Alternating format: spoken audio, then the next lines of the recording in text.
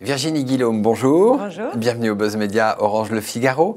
Alors vous êtes journaliste, animatrice télé et ce soir vous signez votre grand retour sur France 2 avec en deuxième partie de soirée Secret de famille à la place du magazine culturel d'Elisabeth Chungui qui était avant-première. Alors quel est le concept de Secret de famille? Ce sont des documentaires, c'est ça, sur des secrets? Oui, c'est une série documentaire, en fait, 2 films de 50 et 40 minutes qui sont diffusés chaque mercredi soir. C'est une série documentaire où des anonymes viennent raconter leurs secrets de famille. Ils viennent raconter vraiment le bouleversement que ça a été de découvrir qu'ils avaient un secret de famille, d'être en quête de vérité pendant souvent de longues années. Et des protagonistes, donc des membres de la famille, le plus souvent, interviennent également dans le film, ainsi que des experts, psychiatres, généalogistes, journalistes, historiens. En fait, c'est la petite histoire qui se mêle à la grande histoire, c'est ça? Exactement. En fait, on part de l'histoire individuelle de quelqu'un qui nous raconte son secret de famille.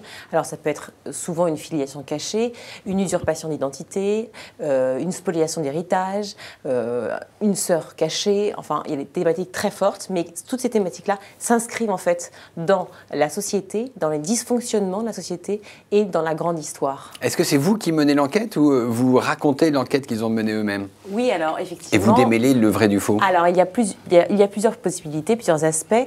Souvent, les témoins qui viennent ont déjà cherché cette vérité, ont déjà enquêté eux-mêmes. Donc, ils viennent nous raconter le fil de l'histoire. Certains, effectivement, sont toujours en quête, soit de morceaux du puzzle, soit de cette vérité totale, parce qu'ils sont encore dans l'interrogation. Et donc, on les a aidés, effectivement, à mener cette enquête-là. Et moi, je suis dans les interviews, effectivement, de nos témoins, de nos experts, et dans la narration de ce récit, de cette belle histoire. Alors, on a vu avec Réunion de famille, donc le titre est assez proche de Jean-Louis Delarue, ça n'a pas été un très grand succès. On a l'impression que les drames familiaux, on en a un petit peu assez, ou ça n'intéresse plus tout à fait les téléspectateurs. Vous renouvelez le genre, ou vous dites, ça reste quand même un des sujets favoris? Alors, déjà, je veux dire que Delarue est un excellent professionnel, et on le sait, et puis en plus, avec ce qui lui arrive aujourd'hui, on l'embrasse.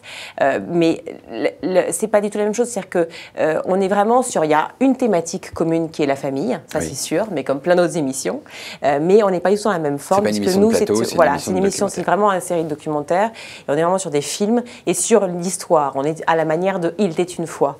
Donc c'est pas vraiment la même chose, et puis je pense qu'on n'est pas dans l'histoire d'un drame familial, on est vraiment comme si vous voulez, je ne sais pas si vous avez des enfants, mais moi voilà, je suis maman depuis 1 an, c'est vraiment l'histoire, on a envie de raconter une histoire à quelqu'un et on lui raconte, et moi je me souviens quand j'étais petite, mes petites histoires sur le petit chaperon rouge ou plus tard d'autres, et bien voilà, on va te raconter une histoire, c'est celle-ci, et c'est vrai que ces histoires souvent sont malheureuses parce qu'elles ont bouleversé des vies, c'est terrible de vivre un secret de famille, mais il y a aussi des moments très heureux. Alors avant de revenir sur France 2, vous étiez sur M6, oui, vous étiez abonné au People avec accès privé ou aux apprentis stars, vous avez présenté 2 années de suite la nouvelle star. Ce retour sur France 2, comment est-ce qu'on passe des people aux gens, j'allais dire, ordinaires?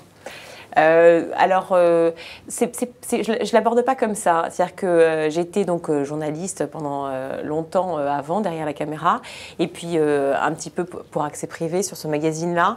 Mais effectivement, c'était un magazine People, donc c'est pas le même aspect. Nouvelle Star, j'ai appris beaucoup pendant 3 ans, enfin pendant 2 ans sur Nouvelle Star, mais pendant 3 ans à M6, parce que je devais interviewer effectivement nos petits candidats hors caméra pour savoir comment ils se sentaient et pour être vraiment avec eux. Et puis sur le plateau en direct. Donc finalement, tout ça, c'est de l'approche humaine, psychologique, c'est la forme qui diffère. Et j'avais aussi envie de revenir à cette forme-là, à cette vraie forme de témoignage, d'interview, de journalisme, ça me manquait et j'avais envie de ça. Alors on n'aborde pas effectivement les choses de la même manière, on a un peu moins de paillettes, oui, un peu moins de plumes, un peu moins de folie, mais ça me ressemble peut-être un petit peu plus. Mais c'est pas pour autant que je quitte le divertissement. Sur France 2, vous avez un contrat pour combien d'émissions ?